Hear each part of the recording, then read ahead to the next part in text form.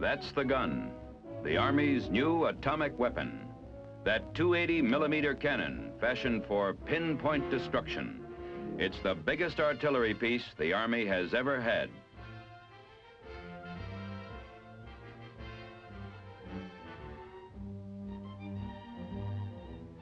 Ready for transport at a moment's notice, the gun can fire both standard and atomic shells to a distance of almost 20 miles.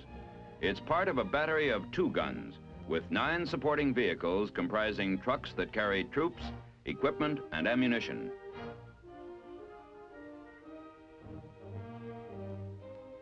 The gun is seen here being hauled to a firing site. Suspended between a pair of 375 horsepower engine cabs, it can travel along the average highway at 35 miles an hour, looking very much like a hook and ladder in the way it can make turns and twists without any difficulty, even making right-angled turns along city streets. This wonderful maneuverability is of immense tactical value.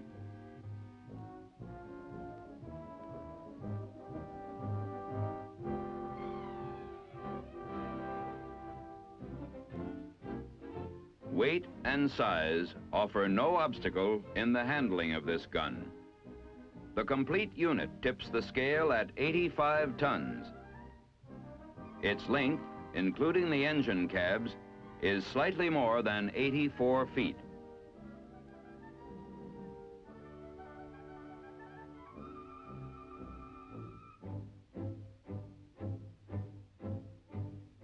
Before being set up for firing, our 280 puts on a preliminary show to exhibit its complete mobility. Those 6-wheeled engine cabs, by the way, are each powered by a 6-cylinder Ordnance Continental air-cooled gasoline engine. Each cab can operate independently, but when the gun is being transported, the forward engine has control of the throttle and brakes for both units. The largest Western highway truck has a payload of less than half that of one of these engine cabs.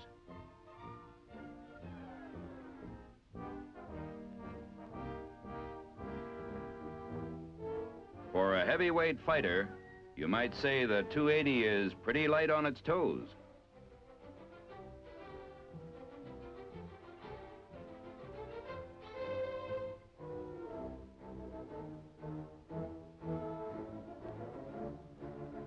Now we're at the firing site, and we're ready for action. And what action?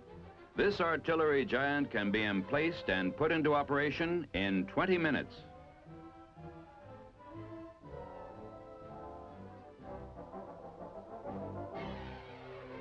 The entire gun carriage is balanced by 3 jacks and a turntable.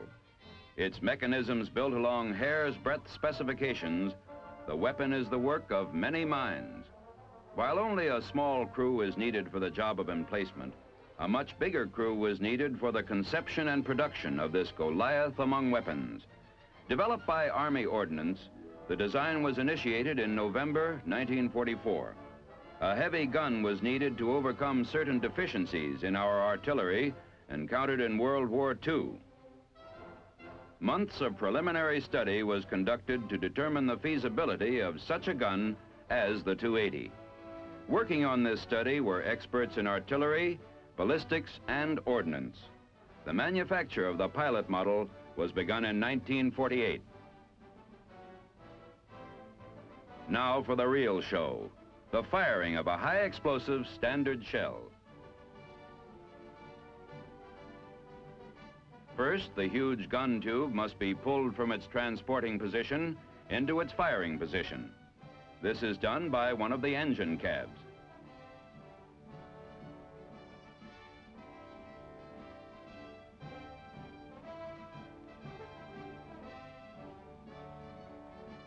Only a 5-man crew is needed to rotate the gun and carriage, with a 6th man sitting near the breech.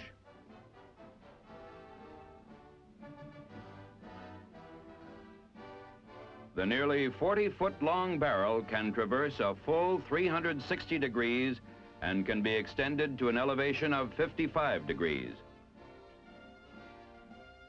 A transportable generator supplies the juice for normal operation.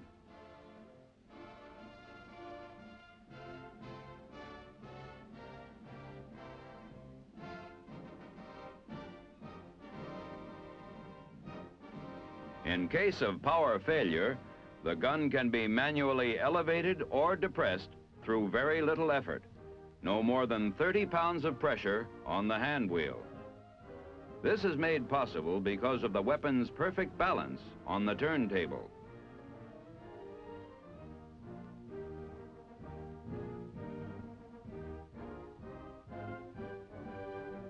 Aiming and loading operations are all handled by electrically powered mechanisms. So compact is the gun's design that the carriage provides ample room for the entire loading crew as each phase of the operation is carried out. This could be an atomic shell with powers of even greater destruction. The first complete assembly with atomic firing capabilities was ready for testing in the spring of 1951. The standard shell test you're looking at here is being conducted at the Aberdeen Proving Grounds in Maryland.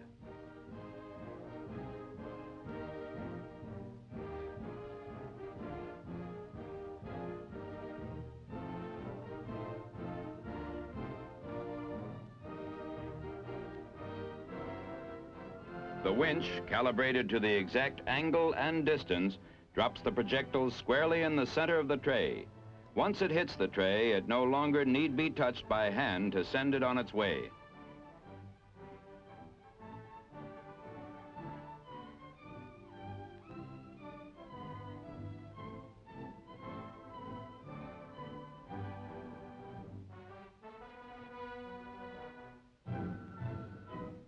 The shell and powder charge are loaded into the weapon's breech by means of a hydraulic power rammer, although this operation may also be performed by hand. Atomic shells would be loaded the same way.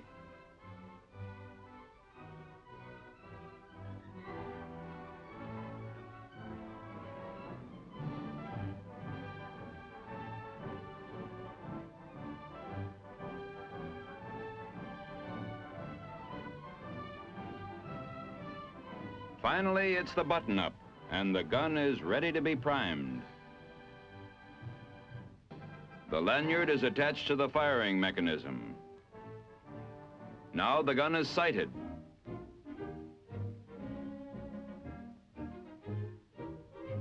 Everything has been done in 20 minutes.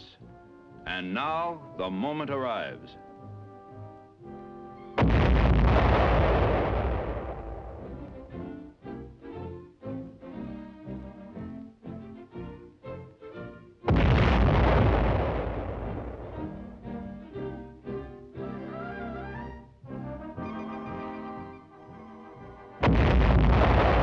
Notice the recoil, how comparatively slight it is.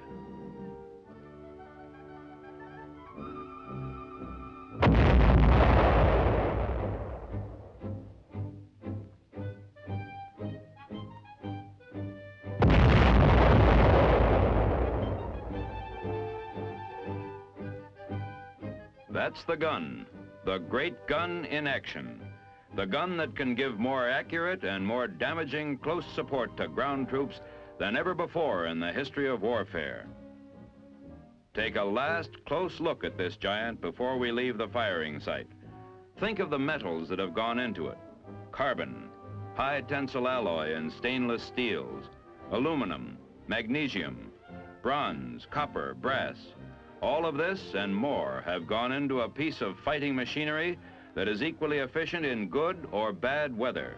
In fact, it can deliver an atomic shell on target in all kinds of weather, day or night. That's the 280, the world's first atomic gun. It's time to move on, and our tractors once more sandwich the big gun between their high-powered, capable engines. Each engine cab, incidentally, is equipped with telephones to permit communication between front and rear. Without these powerfully built transporters, the 280 would lose one of its essential values, mobility. What a difference in operation from those bulky, time-consuming artillery pieces of World War II.